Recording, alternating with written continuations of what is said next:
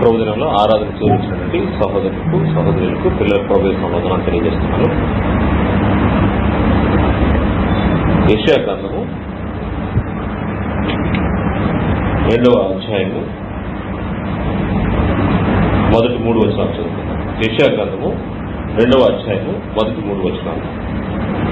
యూదాను గూర్చియు యెరూషలేమును గూర్చియు ఆమోజు కుమారుడైన యెషయాకు దర్శనం వల్ల కలిగిన దైవోక్తి.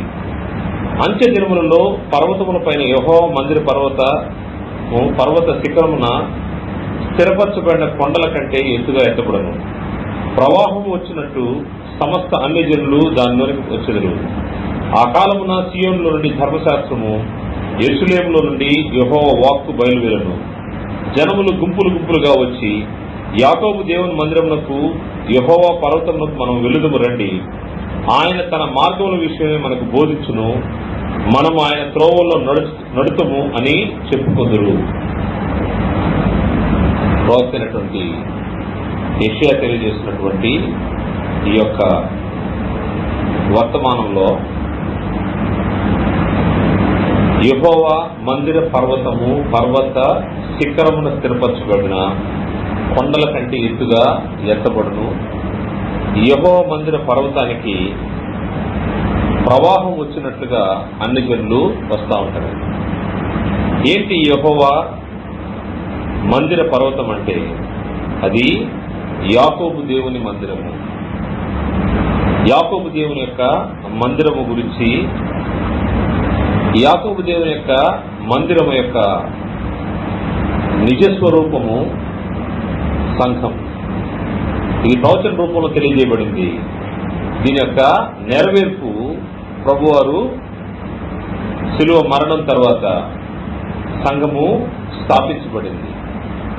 ఈ సంఘం గురించినటువంటి ఈ ప్రవచనము యెషయా ప్రవక్త ద్వారా తెలియజేయబడింది. దీనిలోకి అన్ని జనులు గుంపులు గుంపులుగా వస్తారంట.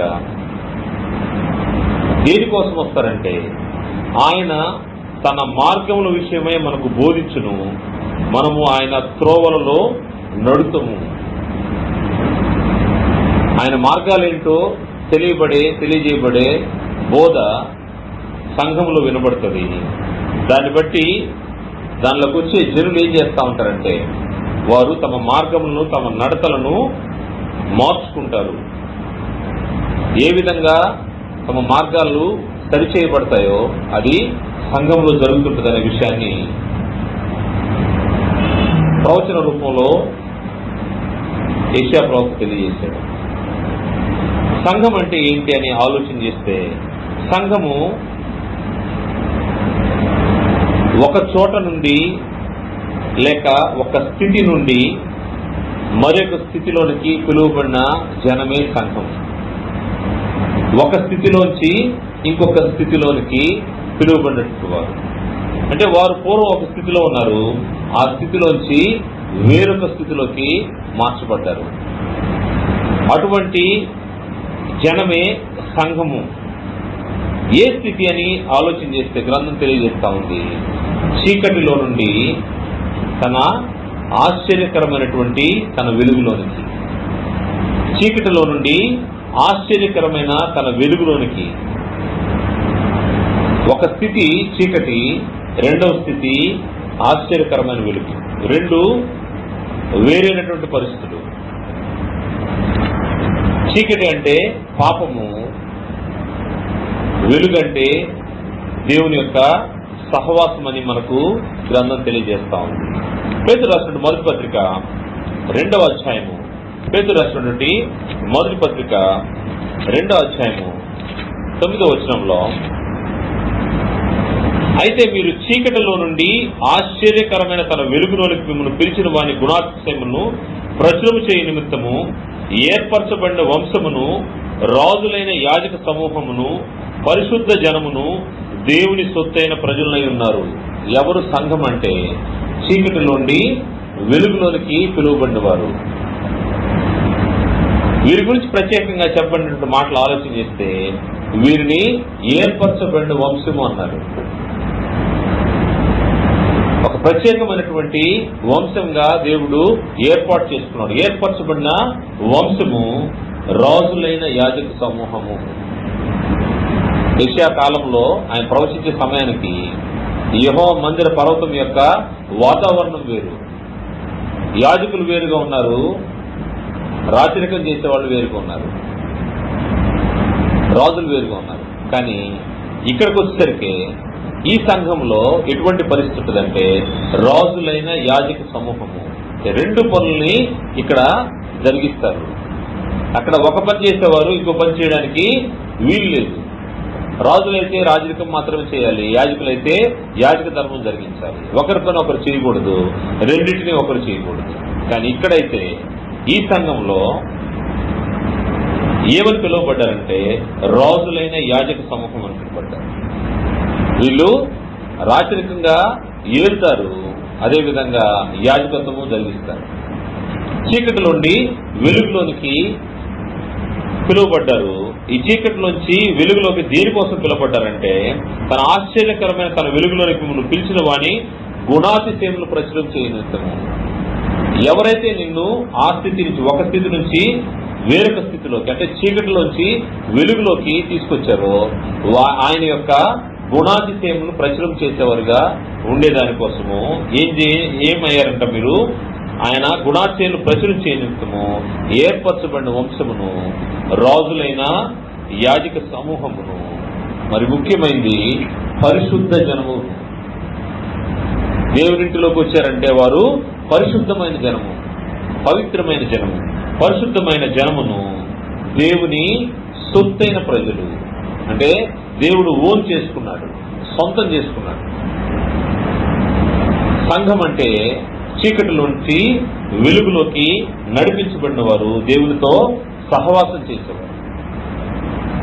దేవుని దగ్గరికి వచ్చారంటేనే దేవునిలో చీకటి ఉండదు, దేవునిలో వెలుగు ఉంటుంది. దాన్ని బట్టి ఏం జరుగుతూ ఉంటుందంటే నీలో కూడా చీకటి ఉంటుంది, అంటే పాపం ఉండదు. దేవుని దగ్గరికి వచ్చిన వ్యక్తిలో పాపం లేకుండా ఉంటుంది.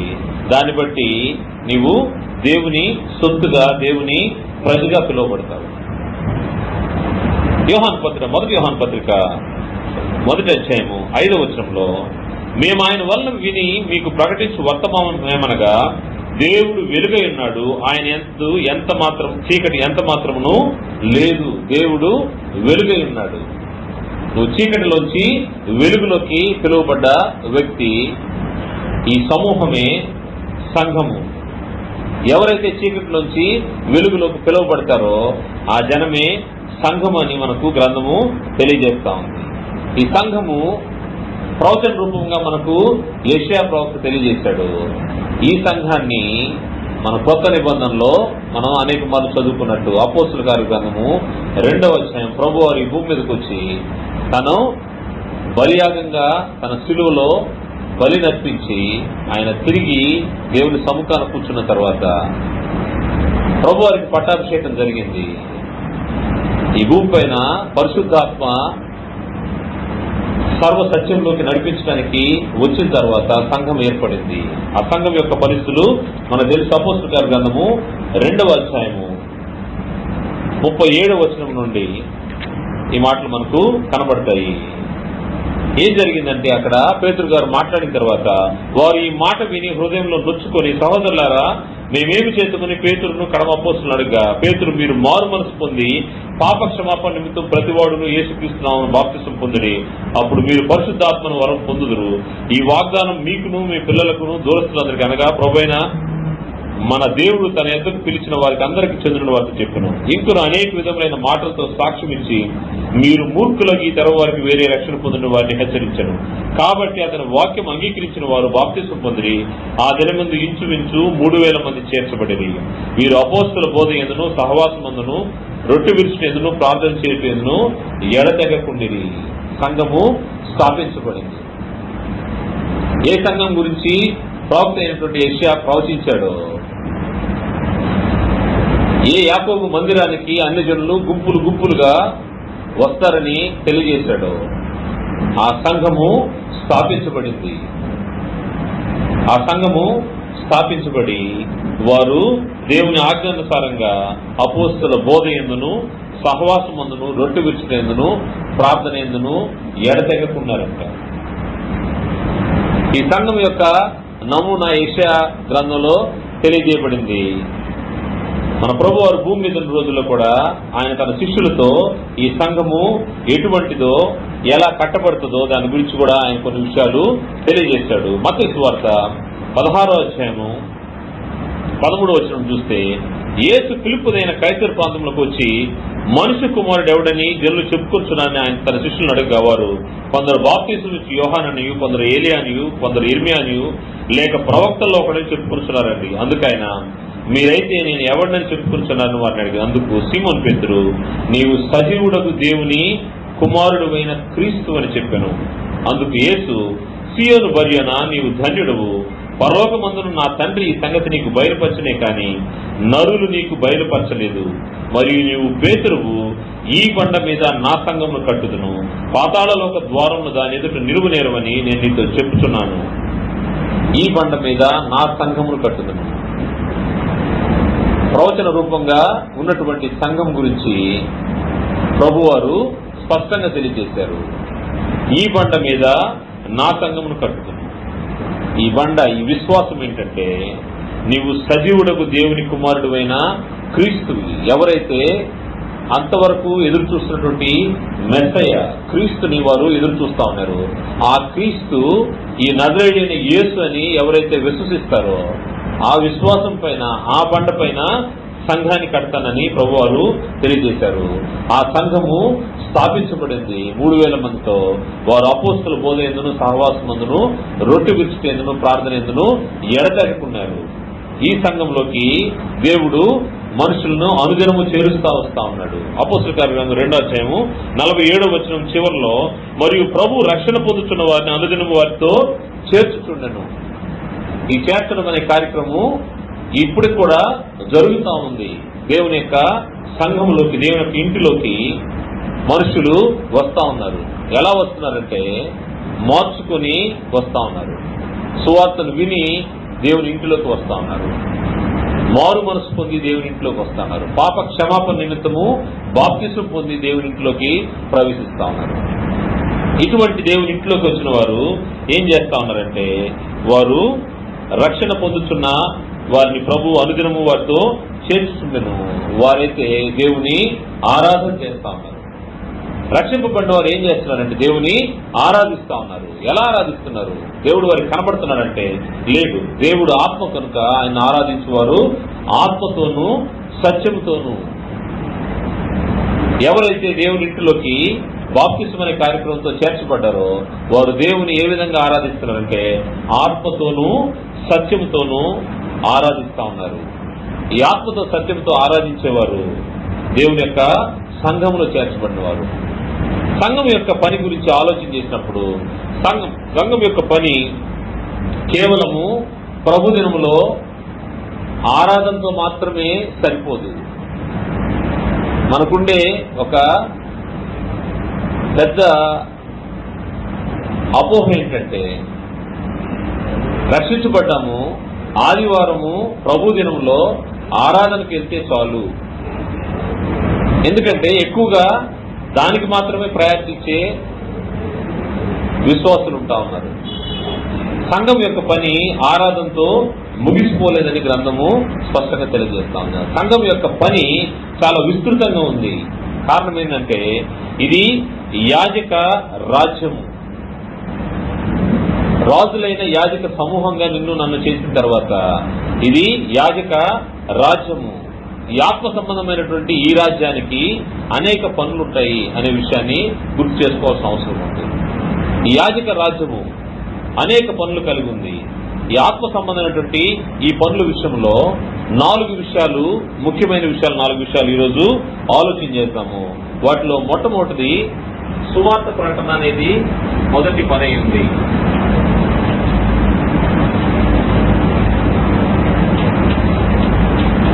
సువార్త ప్రకటన మొదటిది. రెండవది క్షేమాభివృద్ధి.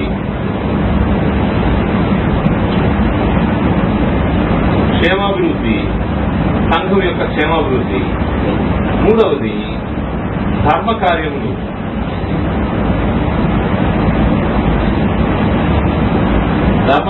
లేదా సత్క్రియలు. 4వది క్రమశిక్షణ.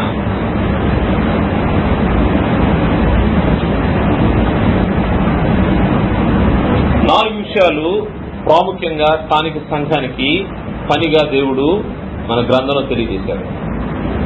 ఆత్మ సంబంధమైన ఈ యొక్క సంఘము, ఆత్మ సంబంధమైన ఈ రాజ్యము కట్టబడ్డానికి ఈ 4 విషయాలు అవసరమైనది. మొట్టమొదటిది సువార్త ప్రకటన అనేది సంఘం యొక్క పనిగా ఉంది. సంఘము సువార్త ప్రకటించాలి. కేవలం ఆదివారం వచ్చి ఆరాధన చేసుకొని వెళ్ళిపోతా ఉంటే నీలో ఎటువంటి మార్పు ఉండదు, ఎటువంటి అభివృద్ధి ఉండదు. నీకు చేయాల్సిన పనిని, నీకు అప్పగింపబడినటువంటి పనిని చేయాల్సిన అవసరం ఉంది. గ్రంథం తెలియజేస్తున్న మాట, సువార్త ప్రకటించు అనే పాదములు ఎంతో సుందరములై ఉన్నవని యెషయా ప్రవక్త తెలియజేస్తాడు. యెషయా గ్రంథము 52వ అధ్యాయము, యెషయా గ్రంథము 52వ అధ్యాయము 7వ వచనంలో, 52వ అధ్యాయము 7వ వచనంలో, సువార్త ప్రకటించుచు సమాధానమును చాటించుచు సువర్తమానము ప్రకటించుచు రక్షణ సమాచారం ప్రచురించు వాని పాదములు, నీ దేవుడు ఏలుచున్నాడని సీయంతో చెప్పుచున్న వాని పాదములు పర్వతముల మీద ఎంతో సుందరములై ఉన్నవి. సువార్త ప్రకటించేవాని యొక్క పాదములంట ఎంతో సుందరములై ఉన్నాయి. సువార్త ప్రకటించాల్సినటువంటి బాధ్యత స్థానిక సంఘం పైన ఉందని గ్రంథం తెలియజేస్తా ఉంది. ఎందుకు సువార్త ప్రకటించాలి? అవసరం ఏంటి? ఎందుకు సువార్త ప్రకటించాలంటే, ఇక్కడ చేర్చబడిన వారందరూ, ఈ సంఘంలో చేర్చబడిన జనమంతా ఎటువంటి పరిస్థితుల్లోంచి ఎక్కడికి వచ్చారంటే, వారు ఒక స్థితిలోంచి మరొక స్థితిలోకి వచ్చారు. చీకటిలోంచి వెలుగులోకి వచ్చారు. చీకటిలోంచి వెలుగులోకి వచ్చారు. అంత మాత్రమేనంటే దేవుని యొక్క ఉగ్రత నుంచి రక్షించబడ్డారు. ఎప్పుడైతే మార్చుకున్నారో వారు ఉగ్రత నుంచి రక్షించబడ్డారు. ఉగ్రత నుంచి రక్షించబడినప్పుడు ఏం చేయాలి? నీవు రక్షించబడ్డావు, నువ్వు సేఫ్గా ఉన్నావు, అంతటితో సరిపోతుందంటే కాదు. ఇంకా నశించిపోయే వారి గురించిన బాధ నీకు ఉండాల్సిన అవసరం ఉంది. నశించిపోయే వారిని రక్షించాల్సిన బాధ్యత నీపైన ఉంది. దేవుని ఉగ్రత నుంచి కాపాడవలసినటువంటి బాధ్యత. నువ్వైతే సమాధాన స్థితిలో ఉన్నావు, నీ పాపాలు ఇక వ్యక్తికి రావట్లేదు, దేవుని ఎదుట నువ్వు సమాధాన పడ్డావు, క్రీస్తు యేసు ద్వారా రక్షించబడ్డావు, నీ స్థితి పరిశుద్ధంగా పవిత్రంగా సమాధాన స్థితిలో దేవునితో ఉంది. కానీ లోకంలో ఉన్న వారి యొక్క పరిస్థితి అయితే ఆ విధంగా లేదు. కాబట్టి వారిని సమాధాన స్థితిలోకి తీసుకురావాల్సిన అవసరం ఉంది. దానికోసము సువార్త ప్రకటించాల్సిన అవసరం ఉందని గ్రంథం హెచ్చరిక చేస్తా ఉంది. రోమపత్రిక 9వ అధ్యాయము, క్షమించాలి, రోమపత్రిక 5వ అధ్యాయము 9వ వచనం చూస్తే, రోమపత్రిక 5వ అధ్యాయము 9వ వచనం నుండి, కాబట్టి ఆయన రక్తం వలన ఇప్పుడు నీతిమంతులుగా తీర్చబడి మరింత నిశ్చయముగా ఆయన ద్వారా ఉగ్రత నుండి రక్షింపబడుదుము. ఏం జరిగింది మన జీవితాల్లో అంటే, ఏ మార్పు జరిగింది? చీకటిలోంచి వెలుగులోకి వచ్చామంటే ఆయన రక్తం వలన. ఎవరి రక్తం వలన? క్రీస్తు యేసు యొక్క రక్తం వలన ఇప్పుడు నీతిమంతులుగా తీర్చబడి మరింత నిశ్చయముగా ఆయన ద్వారా ఉగ్రత నుండి రక్షింపబడదు. ఏలైనగా శత్రులమై ఉండగా ఆయన కుమారుని మరణం ద్వారా మనము దేవునితో సమాధానపరచబడిన వారమై ఆయన జీవించుట చేత మరి నిశ్చయముగా రక్షింపబడుదుము. అంతేకాదు, మన ప్రభు అయిన యేసుక్రీస్తు ద్వారా మనము దేవుని యందు అతిశయపడుచున్నాము. ఆయన ద్వారానే మనం ఇప్పుడు సమాధాన స్థితి పొంది ఉన్నాము. నీవు నేను సమాధాన స్థితి పొంది ఉన్నాము. ఈ సమాధాన స్థితి లోకంలో ఉండే ఇతరులకు కూడా నీవు పంచాల్సిన అవసరం ఉంది. దేని ద్వారా జరిగిస్తారు ఈ కార్యక్రమం అంటే, సువార్త ప్రకటన ద్వారా ఈ కార్యక్రమం జరిగిస్తారు. ఈ సువార్త ప్రకటన అనే బాధ్యత సంఘానికి అప్పగించబడింది. ఈ బాధ్యత ఎలా వచ్చిందంటే, ఈ సువార్త ప్రకటన అంటే దేవుని యొక్క విమోచన సంకల్పము సువార్త రూపంలో క్రీస్తు యేసు వారు దేవుని దగ్గరికి తీసుకొచ్చిన మాటలే అపోస్తుల ద్వారా ఈ సువార్తను లోకంలోకి పంపించారు. అపోస్తుల్ని ప్రభు వారు పంపిస్తూ ఆయన చెప్పిన మాటలు మనము చూస్తే, మత్తయి సువార్త 28వ అధ్యాయము, మత్తయి సువార్త 28వ అధ్యాయము, వారిని సువార్తకు పంపిస్తూ ఆయన చెప్పినటువంటి మాటలు మనము గమనించవచ్చు. 28వ అధ్యాయం, మత్తయి సువార్త 28వ అధ్యాయము 18వ వచనం చూస్తే, అయితే యేసు వారి యొద్దకు వచ్చి, పరలోకమందును భూమి మీద నాకు సర్వాధికారం ఇవ్వబడినది, కాబట్టి మీరు వెళ్లి సమస్త జనులను శిష్యులుగా చేయుడి, తండ్రి యొక్కయు కుమారుని యొక్కయు పరిశుద్ధాత్మ యొక్క నామములను కొరకు బాప్తిస్మిచ్చు నేను మీకు ఏ సంగతులను ఆజ్ఞాపించుదునో వాటన్నిటినీ గైకొనున్న వారికి బోధించుడి. ఇదిగో నేను యుగ సమాప్తి వరకు సదాకాలం మీతో కూడా ఉన్నానని వారితో చెప్పాను. ఈ సువార్త యొక్క ముఖ్య ఉద్దేశము ఆలోచన చేస్తే, సువార్తలో ఆయన సంకల్పం తెలియజేయాల్సిన అవసరం ఉంది. రెండవది, ఆయనకు శిష్యులుగా చేయాల్సిన అవసరం ఉంది. సర్వలోకానికి వెళ్లి సర్వ సృష్టికి సువార్తను ప్రకటించాల్సిన అవసరం ఉంది. కారణము, ఈ భూమి పైన సర్వాధికారము ప్రభువారికి దేవుడు ఇచ్చున్నాడు. మీరు చేయాల్సింది ఏంటంటే, సంఘం చేయాల్సిన పని సువార్తను ప్రకటించాలి. సువార్తను ప్రకటించాలి. దేవుని యొక్క సంకల్పం, మరి ముఖ్యంగా దేవుని యొక్క మానవుని విమోచన కొరకైన దేవుని సంకల్పాన్ని ప్రజలకు తెలియజేయాల్సిన అవసరం ఉంది. ఇది సువార్తగా ప్రకటించాల్సిన అవసరం ఉంది. ఈ సువార్తను పంపించేటప్పుడు ప్రభువారు తన శిష్యులకు చెప్పిన మాట, మీరు వెళ్ళండి, నేను మీతో ఉంటాను, ఇదిగో నేను యుగ సమాప్తి వరకు సదాకాలము మీతో కూడా ఉన్నానని వారితో చెప్పాను. ముఖ్యంగా ఆయన చెప్పిందంటే, నేను ఏ సంగతులు నీకు ఆజ్ఞాపించుతునో వాటన్నిటినీ గైకొన వల్ల వారికి బోధించుడి. సువార్త దేవుని యొక్క సంకల్పాన్ని గురించినటువంటి విషయాన్ని తెలియజేయాల్సిన అవసరం ఉందని గ్రంథము హెచ్చరిక చేస్తాం. ఈ సువార్త సంఘం యొక్క పనిగా, సువార్త ప్రకటన అనేది సంఘం యొక్క పనిగా దేవుడు నిర్ణయించున్నాడు. ఈ సువార్తను ఏ విధంగా ఎవరు చేశారంటే, ప్రభువారు తన శిష్యులైన అపోస్తులకు తెలియజేశారు. అపోస్తులు వారు ప్రకటించారు. వారి సువార్త ప్రకటన అయిన తర్వాత ఇప్పుడు మనకు ఈ బాధ్యత అప్పచెప్పబడింది. మనకంటే సంఘంగా చీకటిలోంచి తన వెలుగులోనికి, ఆశ్చర్యకరమైన తన వెలుగులోనికి చేర్చిన వాని యొక్క గుణాతిశయమును ప్రచురం చేయ నిమిత్తం మనం రాజులైన యాజక సమూహంగా చేయబడ్డాము. ఇప్పుడు అపోస్తుల తదనంతరము మనము ఈ యొక్క బాధ్యతను చేపట్టాల్సిన అవసరం ఉంది. మనమంటే సంఘము. కొలస్సీ పత్రిక మొదటి అధ్యాయము 24వ వచనం చూస్తే, కొలస్సీ పత్రిక మొదటి అధ్యాయం 24వ వచనం నుంచి, ఇప్పుడు మీ కొరకు నేను అనుభవించిన శ్రమలందు సంతోషించు సంఘము అను ఆయన శరీరం కొరకు క్రీస్తు పడిన పాటలో పొదువైన వాటెందు నా వంతు నా శరీరం ముందు సంపూర్ణం చేయుచున్నాను. దేవుని వాక్యం అనగా యుగముల్లోనూ తరముల్లోనూ మరుగు చేయబడిన మర్మమును సంపూర్ణముగా ప్రకటించుటకు మీ నిమిత్తము నాకు అప్పగింపబడిన దేవుని ఏర్పాటు ప్రకారము నేను ఆ సంఘమునకు పరిచారకుడైతిని.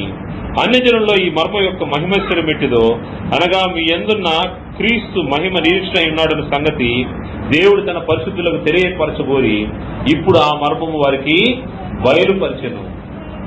ప్రతి మనుషుని క్రీస్తునందు సంపూర్ణంగా చేసి ఆయన ఎదుట నిలవబెట్టవాలని సమస్త విధములైన జ్ఞానముతో మేము ప్రతి మనుషునికి బుద్ధి చెప్పుచు ప్రతి మనుషుకి బోధించుచు ఆయనను ప్రకటించుతున్నాము. సువార్త ప్రకటన అపోస్తుల ద్వారా జరిగింది. అపోస్తుల తదనంతరము ఇప్పుడు సంఘానికి అది యొక్క బాధ్యత అయింది.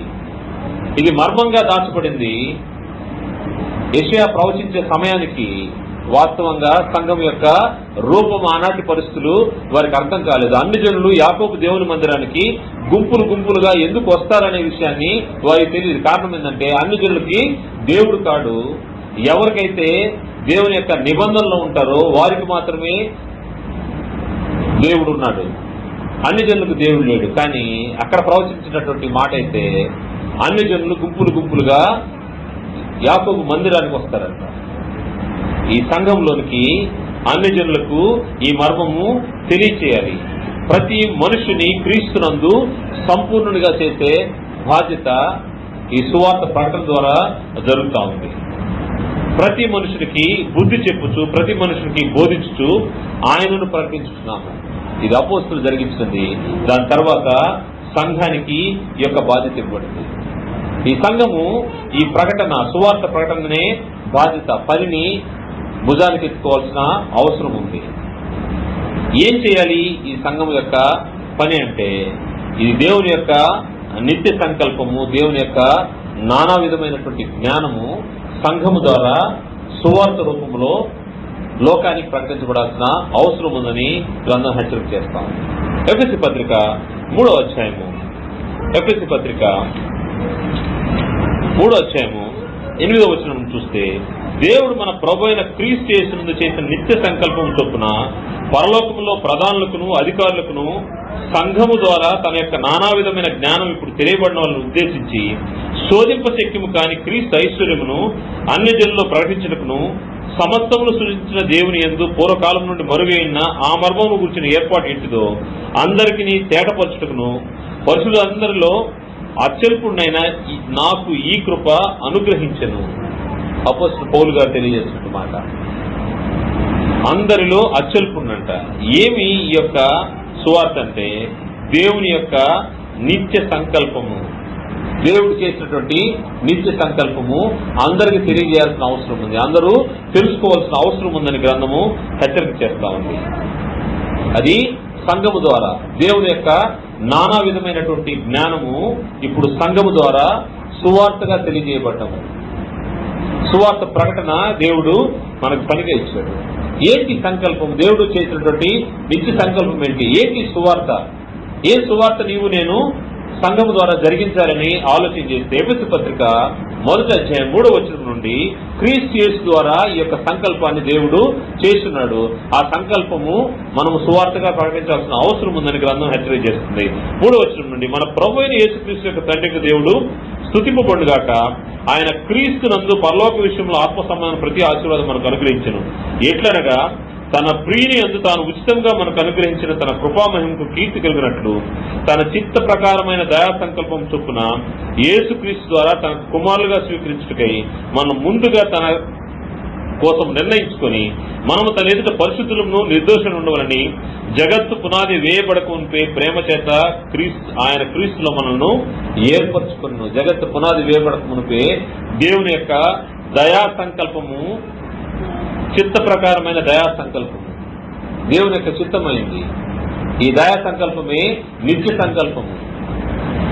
ఆయన యొక్క సంకల్పాన్ని సువార్తగా ప్రజలకు తెలియాల్సిన అవసరం ఉంది. సువార్త ప్రకటనలో దేవుని యొక్క సంకల్పం ఏమైందో, ఆయన మనల్ని కుమారులుగా స్వీకరించడానికి ఆయన సంకల్పము క్రీస్తు యేసు ద్వారా ఆయన ఏర్పాటు చేస్తున్నాడు. 7వ వచనం నుండి, దేవుని కృపా మహేశ్వరుని బట్టి ఆ ప్రియుని యందు ఆయన రక్తం వల్ల మనకు విమోచనము.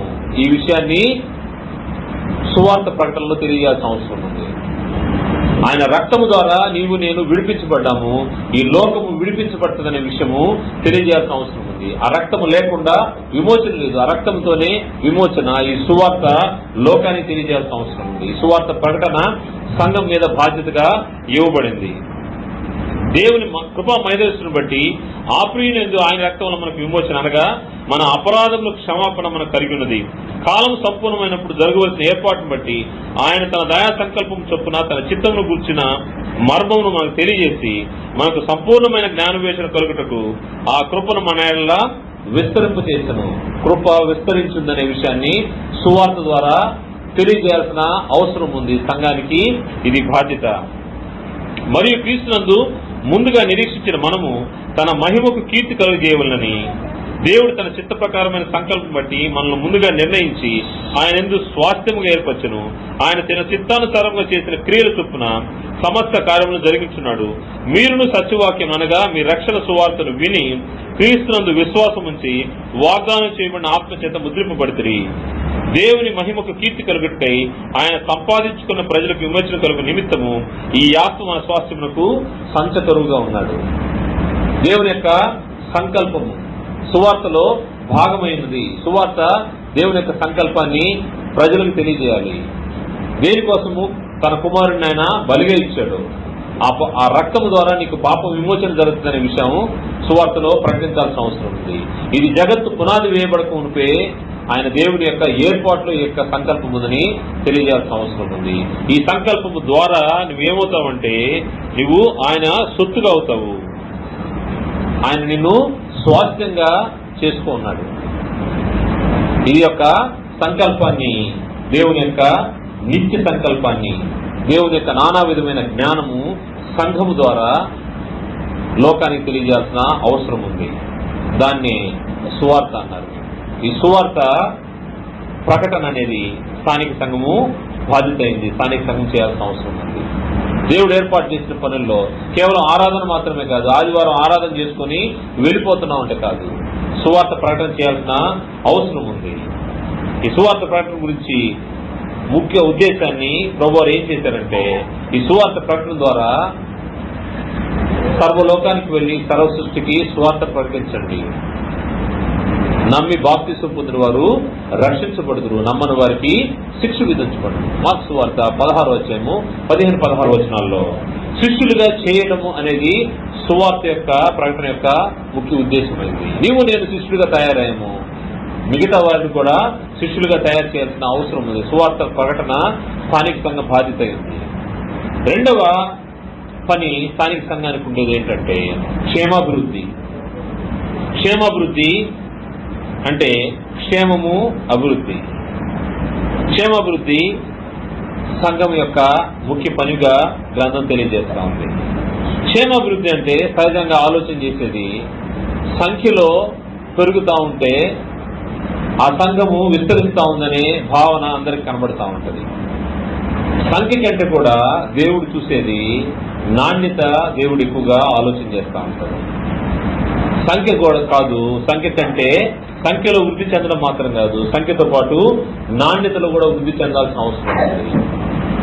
దేవుని యొక్క ఏర్పాటు ఆ విధంగా ఉంటుంది. దేవుడు సంఖ్యను చూడు, సంఖ్యనే చూసేవాడైతే మనకు పాత నిబంధనలో ఆయన జనుల్ని 6,03,000 పైసలకు మనుషుల్ని ఐగుప్తు నుండి ఆయన తీసుకుని వచ్చేటప్పుడు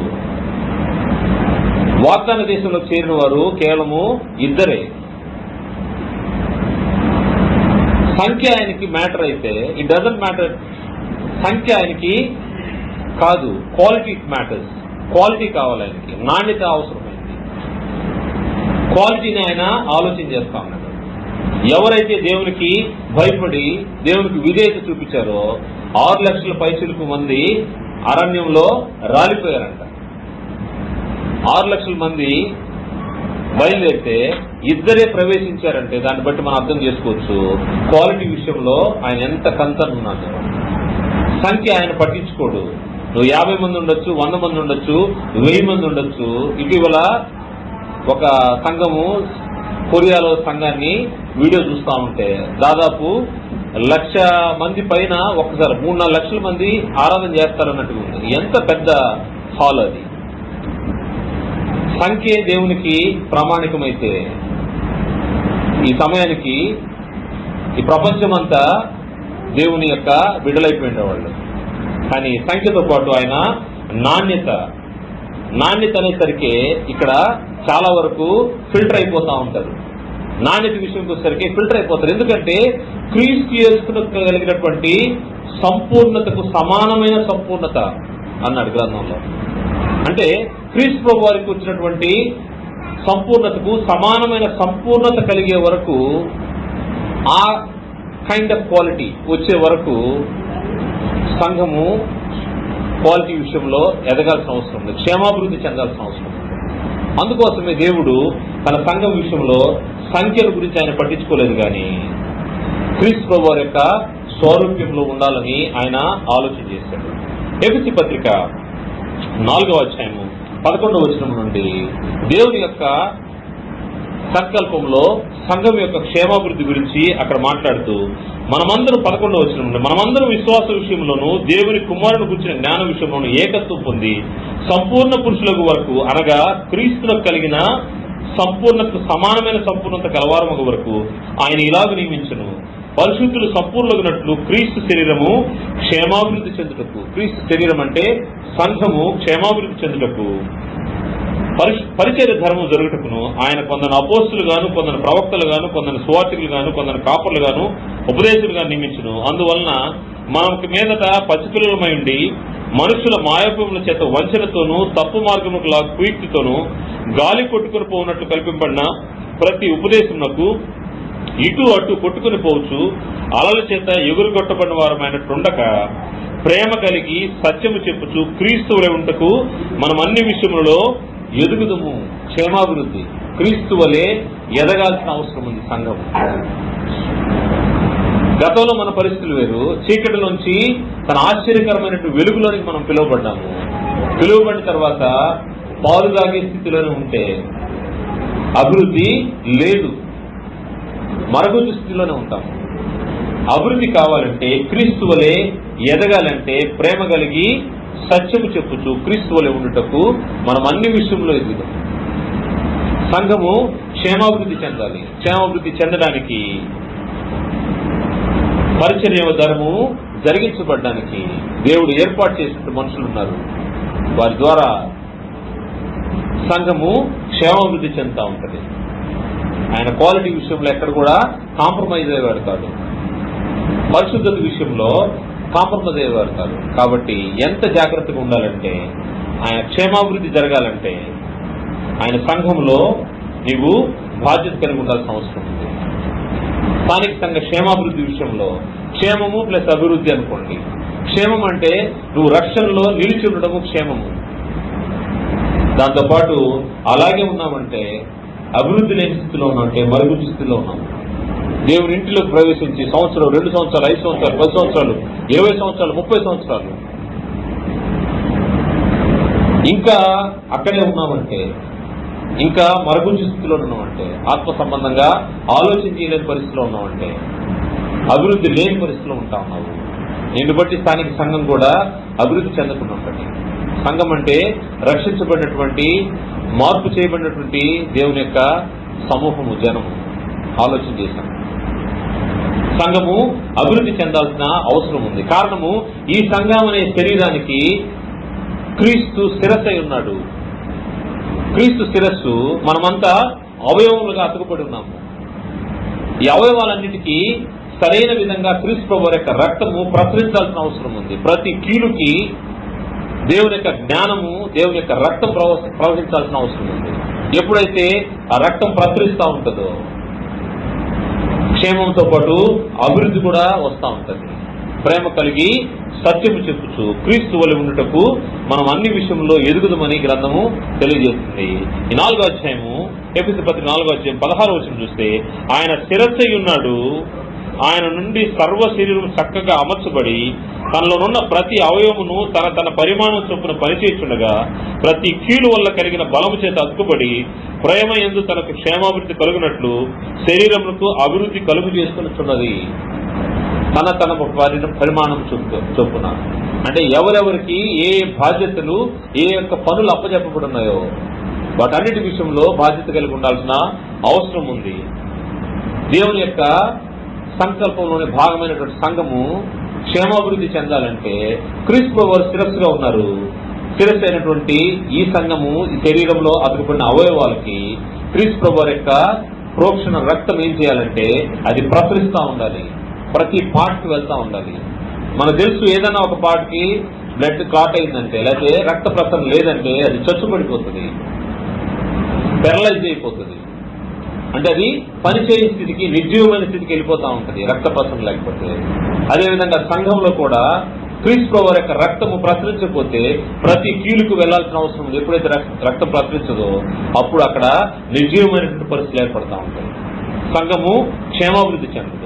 అందువలన ఈ యొక్క స్థానిక సంఘంలో చేర్చబడినటువంటి సభ్యులు అంతరంగ స్వభావంలో మార్పు కలిగిన వారు ఉంటారు.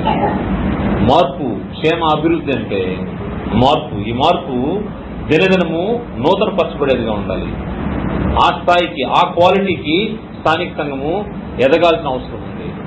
క్రీస్తు ప్రభువు వారి యొక్క కలిగినటువంటి సంపూర్ణతకు సమానమైన సంపూర్ణత, క్రీస్తు ప్రభువు వారికి కలిగినటువంటి సంపూర్ణత మనము కలిగి ఉండాల్సిన అవసరం ఉందని గ్రంథం హెచ్చరిక చేస్తుంది. క్షేమాభివృద్ధి అంటే ఆ స్థాయిలో ఉండాలి. భౌతికంగా కనపడేది కాదు. వాళ్ళకి 100 మంది ఉన్నారు, లేకపోతే ఇన్ని లక్షల ధనము వారికి కూర్చోబడతా ఉంది, వాళ్ళు ఇంత పెద్ద పెద్ద పనులు చేస్తా ఉన్నారు. ఈ కాదు, నాణ్యత కలిగిన మనుషులు ఈ దేవుడు కోరుకుంటున్నాడు. అటువంటి వారు క్రీస్తు యొక్క శరీరంలో ఉండాలి, క్రీస్తు శిరస్సుగా ఉన్న సంఘంలో ఉండాలని ఆయన యొక్క కోరిక అయింది. క్వాలిటీనే మ్యాటర్స్ అవుతా ఉంది. అందువల్ల క్వాలిటీ విషయంలో ఎక్కడ కూడా కాంప్రమైజ్ కాకుండా క్షేమాభివృద్ధి జరగాల్సిన అవసరం ఉంది. 3వ విషయము ధర్మకార్యాలు. ధర్మకార్యాలంటే వాటిని గ్రంథము సత్క్రియలు అన్నది. స్థానిక సంఘం యొక్క మరొక పని సత్క్రియలు జరిగించడము. సత్క్రియలను శ్రద్ధగా చేయటందు మనసు ఉంచాలని గ్రంథము స్థానిక సంఘానికి హెచ్చరిక చేస్తా ఉంది. సత్క్రియలు యందు శ్రద్ధగా చేయడానికి మనస్సు. సత్క్రియలు చేస్తా ఉంటాం, ఏదో మనకు తోచింది చేయడం కాదు, అవకాశం ఉన్నప్పుడు చేయడం కాదు, కానీ శ్రద్ధగా చేయాలి అని గ్రంథము హెచ్చరిక చేసింది. తిమోతి పత్రిక 3వ అధ్యాయము 8వ వచనంలో తీతు పత్రిక 3వ అధ్యాయం 8వ వచనంలో ఈ మాట నమ్మదగినది కనుక దేవుని యందు విశ్వాసం ఉంచిన వారు సత్క్రియలను శ్రద్ధగా చేయడం మనసుంచినట్లు నీవు ఈ సంగతులను గురించి దృఢముగా చెప్పుచుండవలని కోరుచున్నాను. సత్క్రియలు శ్రద్ధగా చేయటం మనస్సు. సత్క్రియ చేస్తా ఉంటాము, దాని విషయంలో శ్రద్ధ వహించము. దేవుని పక్షంగా నువ్వు ప్రయాసపడుతున్నావంటే, దేవుని పని జరిగిస్తున్నావంటే, సత్క్రియ చేస్తున్నావంటే దాని విషయంలో చాలా శ్రద్ధగా చేయాల్సిన అవసరం ఉంది. అంటే 100% ఫోకస్ చేసి, కాన్సన్ట్రేట్ చేసి నువ్వు ఆ పని జరిగించాలి. దేవుని పని ఆషామాషిగా చేయకూడదు. ఏదో నాకు టైం ఉన్నప్పుడు చేస్తాను, వీలు పడింది చేస్తాను అనేది కాదు. సత్క్రియలు యందు శ్రద్ధగా చేయాల్సిన అవసరం ఉంది. యెరూషలేములో బీదలైన వారు ఉన్నారంట. వారి కొరకు పౌలు గారు ఏం చేస్తానంటే ఆ బీదల్ని ఆదరించే విషయంలో శ్రద్ధ కలిగినటువంటి స్థానిక సంఘాల నుంచి ఆయన కొంత సొమ్మును చందాగా పోగు చేసి వారి ఇష్టపూర్వకంగా వారు ఇస్తా ఉన్నారు. ఎందుకంటే అక్కడ యెరూషలేములో ప్రారంభమైన సంఘము అక్కడ కొదువుగా ఉన్నదని ఎప్పుడైతే మిగతా స్థానిక సంఘాలు ఆలోచన చేసినాయో, మాసిదోనియా నుండి ఇంకా ఇతర ప్రాంతాల నుంచి వారు చందాగా కొంత పోగు చేశారు. దేనికోసం చేశారు? అక్కడ బీదలైన వారు ఉన్నారు, వారి యొక్క క్షేమం నిమిత్తము. బీదల గురించి ఆలోచన చేయడం ఒక సత్క్రియ. పేదరికంలో ఉన్న వారి గురించి ఆలోచన చేయడం దేవుని యొక్క మాటలో సత్క్రియ అని గ్రంథము హెచ్చరిక చేస్తారు. రోమపత్రిక 15వ అధ్యాయము 25వ వచనం నుండి, రోమపత్రిక 15వ అధ్యాయము 25వ వచనం నుండి, అయితే ఇప్పుడు పరిశుద్ధుల కొరకు పరిచర్య చేయుచు యెరూషలేమునకు వెళుచున్నాను. ఇది సత్క్రియగా ఆయన చెప్తున్నాడు. పరిశుద్ధుల కొరకైనటువంటి పరిచర్య అన్నాడు ఈ సత్క్రియని. ఏలయనగా యెరూషలేములో ఉన్న పరిశుద్ధుల్లో బేదలైన వారి నిమిత్తము మాసిదోనియా వారును అకయ వారును కొంత సొమ్మును చందాగా వేయ నిష్టపడిది. అవును, వారు ఇష్టపడి దాన్ని చేసిరి. వారు వీరికి రుణస్థులు. ఎట్టనగా అన్యజనులు వీరి ఆత్మ సంబంధం విషయంలో పాలువారు ఉన్నారు కనుక శరీర సంబంధం విషయంలో వీరికి సహాయం చేయ బద్దులై ఉన్నారు. అన్యజనులుగా ఉన్నటువంటి వారు ఆత్మ సంబంధం విషయాల్లో వారికి రుణపడి ఉన్నారని తెలియజేస్తాడు. యెరూషలేములో ఉన్నటువంటి బీదల కోసము వారి గురించి జాగ్రత్త పడాలని, వారి గురించి ఉన్నటువంటి వారు బీదరికంలో ఉన్నారని ఎరిగిన తర్వాత వారికి సహాయం చేయాలని మాసిదోనియా అకయ వారు ఆలోచన చేశారు. స్థానిక సంఘం యొక్క పని. మనం ఎక్కడైనా బీదవారిని చూసినప్పుడు, మన సహోదరులు పేదరికంలో ఉన్నప్పుడు స్థానిక సంఘము సహాయం చేయాల్సిన అవసరం ఉంది. అది సక్రియ. వాస్తవంగా ఆలోచన చేస్తే ఈ మాసిదోనియా వారు ఏమైనా పెద్ద సంఘమా? యెరూషలేము పెద్ద సంఘము, మాసిదోనియా చిన్న సంఘము. మాసిదోనియా గురించి గ్రంథంలో చెప్పనమాట నిరుపేదలైనటువంటి వారు ఉన్నారట. దాంట్లో నిరుపేదలైనటువంటి వారు, కానీ వారి దాతృత్వం మాత్రము బహుగా విస్తరించిందని గ్రంథము తెలియజేస్తుంది. కొరింథీయులకు రాసిన 2వ కొరింథీ 8వ అధ్యాయము 2వ కొరింథీ 8వ అధ్యాయంలో ఈ మాసిదోనియా సంఘం గురించినటువంటి విశేషాలు ఉన్నాయి. మొదటి వచనం, సహోదరులారా, మాసిదోనియా సంఘములకు అనుగ్రహింపబడిన దేవుని కృపను గురించి మీకు తెలియజేస్తున్నాను. ఏనగా వారు బహు శ్రమ వలన పరీక్షింపబడగా అత్యధికముగా సంతోషించిరి, మరియు వారు నిరుపేదలైనను వారి దాతృత్వం బహుగా విస్తరించెను. ఇప్పుడు ఆర్థిక సహాయం పంపించిన స్థానిక సంఘాలు ఏంటంటే పేద సంఘాలే. నిరుపేదలు అంటారు. నిరుపేదలు ఏం చేశారు? సత్క్రియ జరిగిస్తా ఉన్నారు దేవుని పక్షంగా. యెరూషలేములో ఉన్నటువంటి పేదల కోసం వారు కొంత చందా పోగు చేసి దైవజనుల చేత పంపిస్తా ఉన్నారు. పౌలు గారు వారి యొక్క ధనాన్ని తీసుకుని యెరూషలేముకి వెళ్తా ఉన్నారు. నిరుపేదలైన వారి యొక్క దాతృత్వము బహుగా విస్తరించారు. సంఘం యొక్క బాధ్యత సత్క్రియలు జరిగించడం. సత్క్రియలు, దాతృత్వం అనేది స్థానిక సంఘము చేయాల్సిన అవసరం ఉంది. ఎలా చేయాలంటే మనము విసుగక అలయక మేలు చేస్తే తగిన కాలం ముందు పంటను కోస్తాము. గ్రంథం చెప్పిన మాట. గల్తీ పత్రిక 6వ అధ్యాయం 7వ వచనం చూస్తే, మోసపోకుడి, దేవుడు వెక్కిరింపబడడు. మనుషుడు ఏమి విత్తునో ఆ పంటనే కోయను. ఏలైనగా తన శరీర వెచ్చలను బట్టి విత్తువాడు తన శరీరం నుండి క్షయమును పంటను కోయను, ఆత్మను బట్టి విత్తువాడు ఆత్మ నుండి నిత్య జీవమును పంటను కోయను. మనం మేలు చేయడం విసుగు కిందము, మనము అలయక మేలు చేస్తేమేమి తగిన కాలమందు పంట కోతుము. తగిన కాలమందు పంట కోస్తాము. ఎలా చేయాలంటే, కాబట్టి మనకు సమయము దొరికిన కొలది అందరి ఎడలను విశేషముగా విశ్వాస గృహములకు చేరిన వారి ఎడలను మేలు చేయడము. సత్క్రియ జరిగించాల్సిన అవసరం స్థానిక సంఘానికి ఉంది. ఎప్పుడైతే సత్క్రియ జరిగిస్తావో సంఘము ఆత్మ సంబంధమైన మేలు పొందుతా ఉంటుంది. నువ్వు జరిగించుకున్నా, నువ్వు చేతులు ముడుచుకున్నావంటే, నువ్వు అక్కడ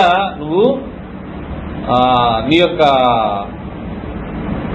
దాతృత్వాన్ని చూపించకుండా పిసినారిగా నువ్వు ఇటు పట్టుకున్నావంటే, దాని తర్వాత సంఘం ఆత్మ సంబంధంగా మెరుగుపడిపోతా ఉంటుంది. సంఘం యొక్క బాధ్యత సత్క్రియ జరిగించడం. సత్క్రియ జరిగించేటప్పుడు దాతృత్వం, వారు నిరుపేదలు మాత్రమే సంఘంలో అయినప్పటికీ వారి దాతృత్వము బహుగా విస్తరించడం. ఆశ్చర్యపోయే విధంగా, మనము అనుసరించే విధంగా ఈ యొక్క మాటలు మనకు గ్రంథంలో తెలియజేయబడ్డాయి. ఈ దాతృత్వము కలిగి ఉండాల్సిన అవసరం ఉంది. మరియు సత్క్రియ, ఆతిథ్యం చేయడం కూడా ఒక సత్క్రియ. ఆతిథ్యము చేయ మరువుకుడి అని గ్రంథం హెచ్చరిక చేస్తా ఉంది. కారణం ఏంటంటే, కొందరు తెలియకనే దేవదూతలకు ఆతిథ్యం చేశారంట. హెబ్రీ పత్రిక 13వ అధ్యాయము 1వ వచనం చూస్తే, సహోదర ప్రేమ నిలవుగా ఉండేది, ఆతిథ్యము చేయ మరుపడి, దానివల్ల కొందరు ఎరుగకే దేవదూతలకు ఆతిథ్యము చేసిరి. అబ్రహాం సంగతి మనకు తెలుసు. ఎవరో దూరదేశం నుంచి వస్తా ఉన్నారు. వారు దేవుని దూతలని కూడా ఆయనకు తెలియదు. కాకపోతే వారు వచ్చినప్పుడు వారికి ఆతిథ్యం చేశాడు. ఆతిథ్యం చేయ మరువుకుడి, సహోదర ప్రేమ నిలవరంగా ఉండడి. నువ్వు ఎప్పుడైతే సహోదరుని ప్రేమిస్తావో, నీ సహోదరుడికి నువ్వు ఆతిథ్యం చేస్తావు. నీ సహోదరుడికి నువ్వు సత్క్రియ జరిగిస్తావు నీ సహోదరుని పట్ల. కానీ సంఘం యొక్క బాధ్యత సత్క్రియలు జరిగించడం. సత్క్రియలని అలంకారంగా ఉంచుకోవాలని కూడా గ్రంథం ఒక దగ్గర తెలియజేస్తా ఉంది. సత్క్రియ అనే అలంకారంతో స్త్రీలు అలంకరించుకోవాలి. సత్క్రియల్లో ప్రతి ఒక్కరూ పాలిభాగస్తులే. సంఘంలో చేర్చబడిన ప్రతి ఒక్కరూ పాలిభాగస్తులే. చివరిది క్రమశిక్షణ. క్రమశిక్షణ అనేది చాలా అవసరమైనటువంటి దేవుని యొక్క పని నిమిత్తము దేవుని సంఘానికి అవసరమైనటువంటిదిగా మనకు గ్రంథం తెలియజేస్తా ఉంది. సంఘము యొక్క మరొక ముఖ్యమైన పని క్రమశిక్షణ గ్రంథం తెలియజేస్తా ఉంది. కారణం ఏంటంటే, ఈ సంఘంలోనికి లోక మాలిన్యం రాకూడదు. ఇది పరిశుద్ధపరచబడి పవిత్రపరచబడి క్రీస్తు యొక్క రక్తముతో కడుగుబడినటువంటి ఈ సంఘంలోనికి అపవిత్రత లేక లోక మాలిన్యము ఉండకూడదు. లోక మాలిన్యము లేనిదై ఉండాలని గ్రంథము తెలియజేస్తుంది. కాబట్టి ఈ యొక్క క్రమశిక్షణ, ఎప్పుడైతే క్రమశిక్షణ ఉండదో లోక మాలిన్యం అంతా సంఘంలోకి వచ్చి చేరిపోతా ఉంటుంది. ఎప్పుడైతే క్రమశిక్షణ ఉంటుందో అప్పుడు లోక మాలిన్యము కట్టలు వేయబడతా ఉంటుంది, చుట్టూ కంచి వేయబడతా ఉంటుంది. లోపలికి వచ్చే అవకాశం లేకుండా చూడాల్సిన అవసరం ఉంది. కొలస్సీ పత్రిక మొదటి అధ్యాయము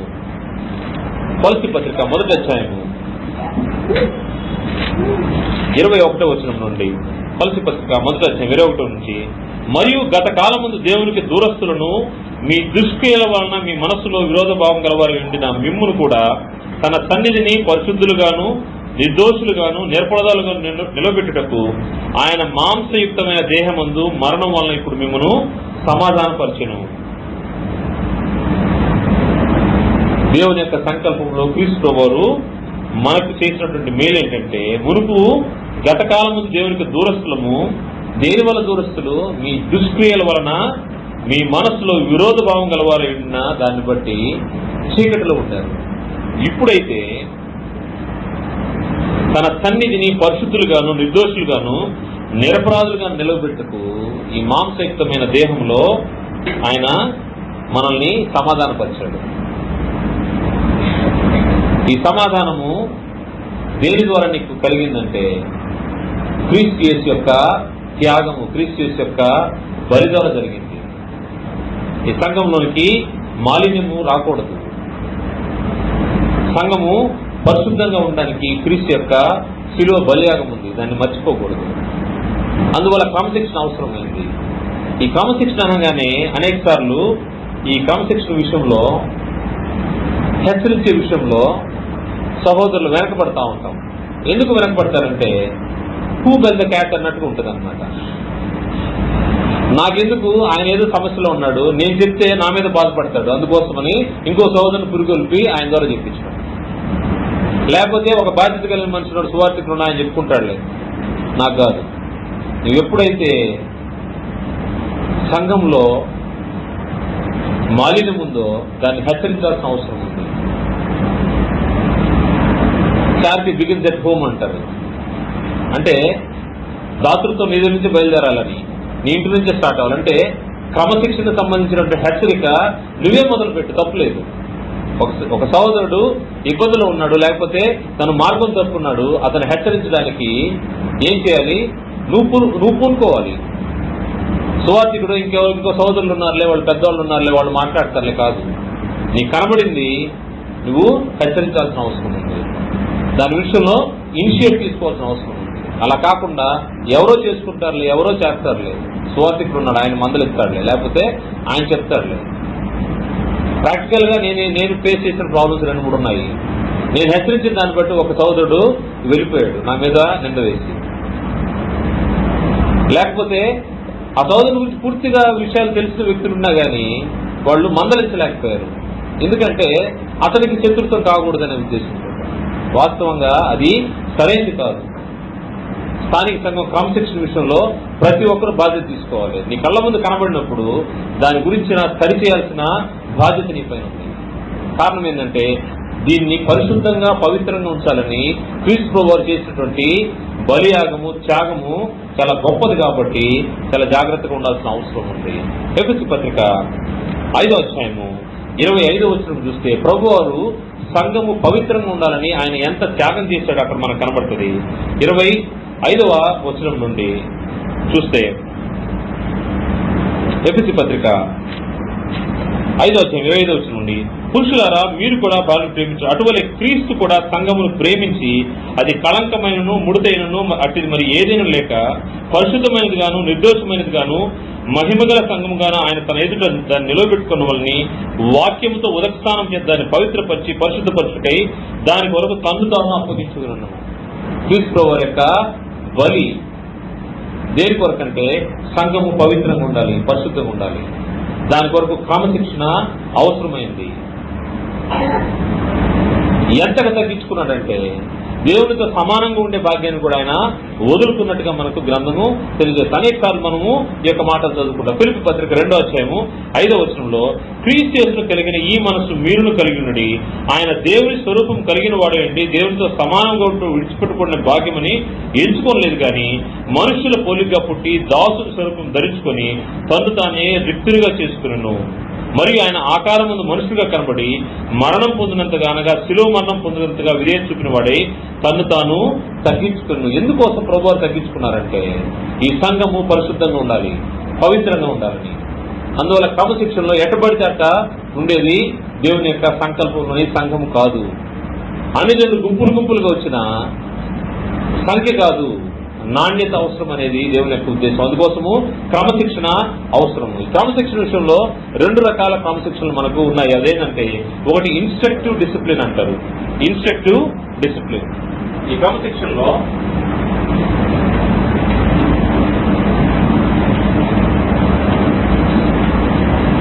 ఇన్స్ట్రక్టివ్ డిసిప్లిన్.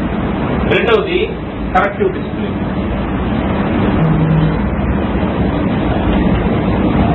రెండు రకాల క్రమశిక్షణలు ఉన్నాయి.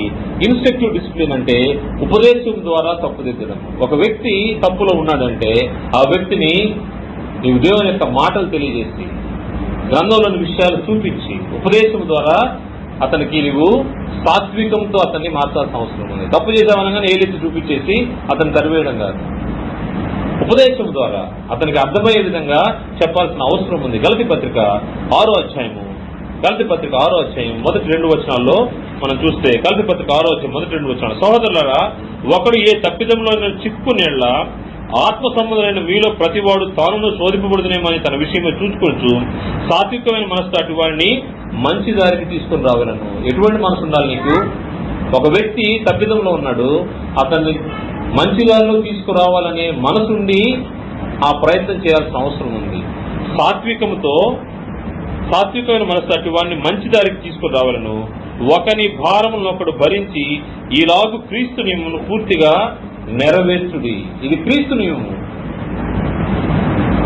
ఉపదేశం ద్వారా తప్పు దిద్దడం అనేది క్రీస్తు ప్రభువు యొక్క నియమము. ఏ విధంగా తప్పుదిద్దాలి?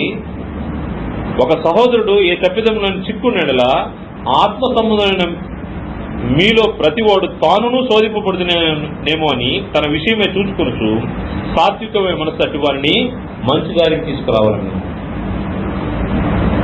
అలా చేసినప్పుడు వారు తప్పు దిద్దుకొని వచ్చారనుకోండి, వచ్చినప్పుడు ఏం జరుగుతూ ఉంటుందంటే, వారు దేవుని ఇంట్లో ఉన్నారు, చిన్నగా డ్రిఫ్ట్ అయిపోతూ అపవాదులకు వెళ్ళిపోతా ఉన్నారు, అవిధేయతలోకి వెళ్ళిపోతున్నారు, తప్పిదంలోకి వెళ్ళిపోతా ఉన్నారు. నువ్వు అప్పుడు అతన్ని పట్టుకుని లాగేవనుకోండి, ఏమవుతుంది? అగ్నిలోంచి లాగినట్టుగా వారిని రక్షించిన వాడు అవుతావు. గ్రంథం అదే మాట చెప్తుంది. అగ్నిలోంచి మంటలో పడిపోతా ఉన్నాడు, అగ్నిలో కాలిపోతున్నాడు. అటువంటి వ్యక్తిని లాగితే ఎలా బయటకు వస్తాడో, అగ్నిలోంచి లాగినట్టు లోతు కుటుంబము అగ్నిలోంచి లాగబడినట్టు సొదొమ గొమొర్రాల నాశన కాలంలో రక్షించబడ్డారు వారు. అదేవిధంగా అగ్నిలోంచి లాగినట్టుగా రక్షించబడాల్సిన అవసరం ఉంది. యూదా పత్రిక 23-24 వచనాల్లో, యూదా పత్రిక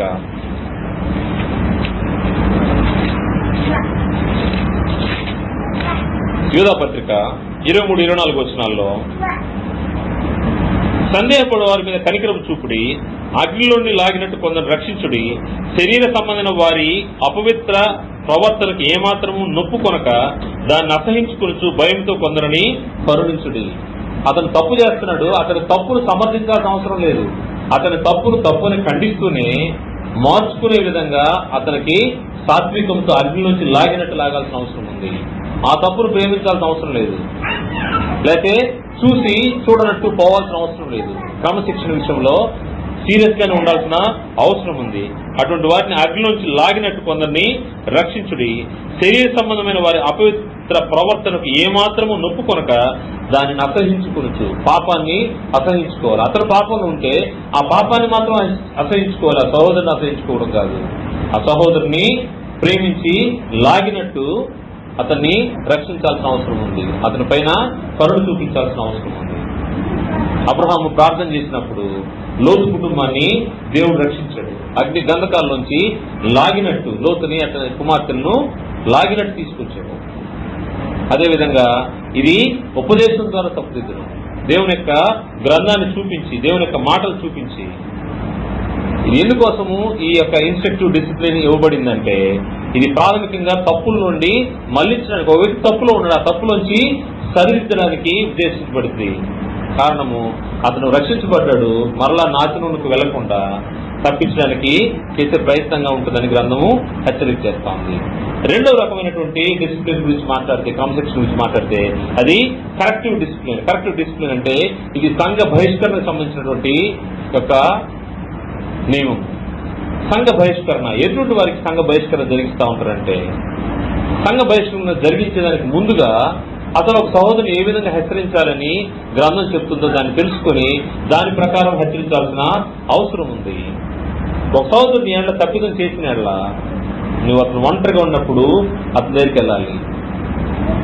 అతను నువ్వు సంపాదించుకోవాలనే ఉద్దేశంతో వెళ్ళాలి. ఒంటరిగా వెళ్ళి అతన్ని హెచ్చరించాలి.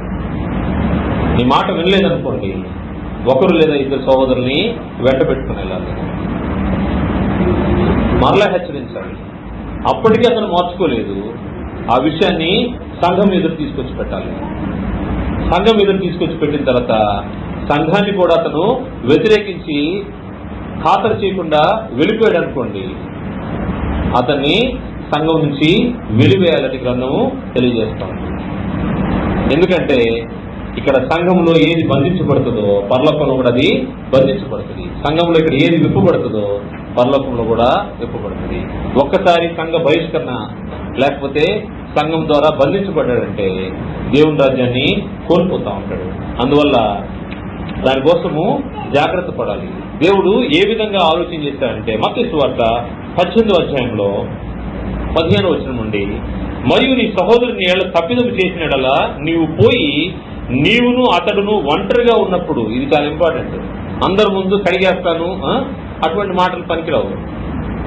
అందరి ముందు అడిగేస్తాను కాదు, నీవు ఒంటరిగా నీవు పోయి నీవును అతను ఒంటరిగా ఉన్నప్పుడు అతన్ని గద్దించుము, అతడు నీ మాట వినినేళ్ళ నీ సహోదరుని సంపాదించుకుంటుంది.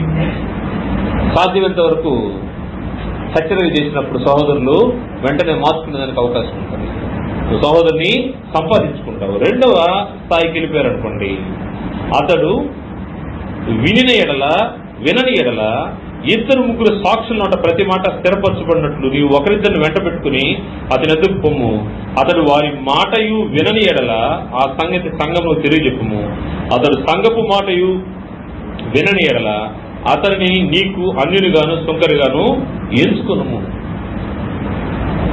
ఏ విధంగా అతనితో సహవాసం కట్ చేసుకోవాలంటే అతన్ని అన్యుడిగాను సుంకరిగాను ఆలోచన చేయాలంట. కారణము, భూమి మీద మీరు వేటిని బంధించురు అవి పరలోకమందును బంధింపబడును, భూమి మీద మీరు వేటిని విప్పుదురు అవి పరలోకమందును విప్పబడును మీతో నిశ్చయంగా చెప్పుచున్నాను. భూమి మీద ఏదైతే బంధిస్తామో అది బంధించబడతా ఉంటుంది. ఇటువంటి పరిస్థితుల్లో భూమి మీద సంఘం వేటిని బంధించబడుతుంది, ఎక్కడ ఏది విప్పుతుందో పరలోకం కూడా విప్పబడుతుంది. కాబట్టి ఈ కరెక్టివ్ డిసిప్లిన్ లో సంఘ బహిష్కరణ అనే కార్యక్రమం జరుగుతుంది. ఇది కొంచెం కఠినమైందే, కానీ ఇది పరిస్థితిని బట్టి ఆచరణలో పెట్టాల్సిన అవసరం ఉంది. ఎటువంటి వారిని సంఘ బహిష్కరణకు గురి చేయాలంటే సంఘాన్ని కూడా తోసివేసే వారిని సంఘ బహిష్కరణకు గురి చేయాలి. ఇంకొక మాట కొరింథీ పత్రికలో ఉంది, ఈ లోకపు వారితో కాదు గాని ఇప్పుడైతే సహోదరుని వాడేవాడును జారుడు గాని లోబి గాని విగ్రహారాధికుడు గాని తిట్టుపోతు గాని తాగుపోతు గాని దోచుకునేవాడు గాని అయిన ఎడల అట్టి వారితో సాంగత్యం చేయకూడదు, భుజింపకూడదని కొరింథీ పత్రిక 1వ అధ్యాయము 5వ వచనంలో 9 నుంచి 13 వరకు తెలియజేయబడింది. ఇప్పుడైతే సహోదరుడు వాడు జారుడు గాని లోబి గాని విగ్రహారాధికుడు గాని తిట్టుబోతు గాని త్రాగుబోతు గాని దోచుకునేవాడు గాని అయినండేలా ఒక వ్యక్తితో సాంగత్యం చేయకుండా అతన్ని దూరంగా ఉండాలంటే, దూరంగా పెట్టాలంటే దేవుని యొక్క ఏర్పాటులో క్రమశిక్షణకు సంబంధించి ఈ కరెక్టివ్ డిసిప్లిన్ లో ఇటువంటి పరిస్థితుల్లో ఒక వ్యక్తి జీవిస్తున్నాడంటే అటు వాడిని వెలియాల్సిన అవసరం ఉంది. అటువాన్ని వెలివేయడి అని గ్రంథము సూచిస్తా ఉంది. కొరింథీ పత్రిక 1 కొరింథీ 5వ అధ్యాయము 13వ వచనంలో, వెలుపల వారికి తీర్పు తీర్చుతాను నాకేలా, వెలుపల వారికి దేవుడే తీర్పు తీర్చు గాని మీరు లోపల వారికి తీర్పు తీర్చువారు కనుక ఆ దుర్మార్గులు మీలోండి వెలివేయడి. సంఘ బహిష్కరణ అనే కార్యక్రమం ఉంది. ఇది కరెక్టివ్ డిసిప్లిన్. ఒక వ్యక్తి సంఘానికి కూడా దాటుకుని వెళ్తున్నాడంటే అతన్ని వెలివేయాలి. ఈ వెలివేయబడినటువంటి వారు క్రీస్తులోండి వెలుపలకు తోయివేయబడతారు లేక సాతానుకు అప్పగించబడతారని గ్రంథము హెచ్చరిక చేస్తాను. కొరింథీ రాసిన 1వ పత్రిక 5వ అధ్యాయము 4-5 వచనాల్లో, ఏమనగా ప్రభువైన యేసు దినమందు వాని ఆత్మ రక్షింపబడినట్లు శరీరేచ్ఛను నశించుకై మన ప్రభువైన యేసుక్రీస్తునామమున మీరును నా ఆత్మయు మన ప్రభువైన యేసుక్రీస్తు బలంతో కూడి వచ్చినప్పుడు అట్టి వానిని సాతానునకు అప్పగింపవలను. ఇది కరెక్టివ్ డిసిప్లిన్. సాతానుకి అప్పగించాలి. ఎందుకు ఇంత కఠినంగా ఆలోచన చేయాలి క్రమశిక్షణ విషయంలో అంటే, పులిసిన పిండి కొంచెం ఉన్నా గానీ ముద్దంతటిని పులి చేస్తుంది. పులిసిన పిండి కొద్దిగున్నా గానీ ముద్దంతా పులి చేస్తుంది. కాబట్టి అందుకోసము దేవుని యొక్క స్థానిక సంఘంలో పరిశుద్ధత కలిగి ఉండాలి. కాబట్టి అందుకోసము కరెక్టివ్ డిసిప్లిన్ అవసరం ఉంది. ప్రతి సభ్యుడు స్థానిక సంఘముతో జాగ్రత్తగా ఉండాల్సిన అవసరం ఉంది. ఇటువంటి మనం ఉండే స్థానిక సంఘము ఇటువంటి పరిస్థితుల్లో ఉండే వ్యక్తులతో కలిసి ఆరాధన చేస్తున్నామంటే జాగ్రత్త వహించాల్సిన అవసరం ఉంది. పరీక్షించుకోవాల్సినటువంటి అవసరం ఉంది. నేను ఉండే స్థానిక సంఘము ఇటువంటి క్రమశిక్షణ లేని పరిస్థితుల్లో ఉంటే క్రమశిక్షణలో దేవుడు చాలా కఠినంగా ఉంటాడు. ఎక్కడ కూడా కాంప్రమైజ్ కావడం. మనం ఇంతవరకు చూసాము సంఘం యొక్క పనుల విషయంలో కేవలం ఆరాధన చేయడం కాదు, ఆరాధనతో పాటు స్థానిక సంఘానికి పనులు ఉన్నాయి. అది మొదటిది సువార్త ప్రకటించడం అనే పని, రెండవది క్షేమాభివృద్ధి, మూడవది సత్క్రియలు ధర్మకార్యాలు చేయాల్సిన పని ఉంది, నాలుగవది క్రమశిక్షణ అంటే కట్టుబాట్లలో జీవించడం. క్రమశిక్షణలో తప్పినప్పుడు అది కొంచెం చేదుగానే ఉంటుంది. కాకపోతే ఒక సహోదరుని సరైన మార్గంలో నడిపించాలంటే క్రమశిక్షణ చర్య తీసుకోవాల్సిన అవసరం ఉందనే విషయాన్ని మనం గమనించి స్థానిక సంఘంలో కేవలం ఆరాధన కాదు, ఆరాధనతో పాటు చేయవలసిన పనులు కూడా జరిగించాలని, ఈ పనులు జరిగించడం ద్వారా సంఘము క్షేమాభివృద్ధి చెంది పవిత్రంగా ఉండి పరిశుద్ధంగా ఉండి దేవుని కుమారుని యొక్క రాకడలో మనము ఆయనతో పాటు ఉండేవారుగా, లేక మనం ముందుగా దేహాన్ని దాటుకుంటే సదాకాలం యుగాలు దేవునితో ఆయన కుమారుతో ఉండే ఆ పవిత్ర పట్టణము పరిశుద్ధ పట్టణంలో పాలుభాగస్తులు కావాలంటే మన యొక్క గురి నిరీక్షణ అదే, మన డెస్టినేషన్ పాయింట్ అదే. నువ్వు ఎన్ని జరిగించు చివరికి నువ్వు ఎక్కడికి వెళ్లాలో అది నువ్వు ఎరిగి ఉండాల్సిన అవసరం ఉంది.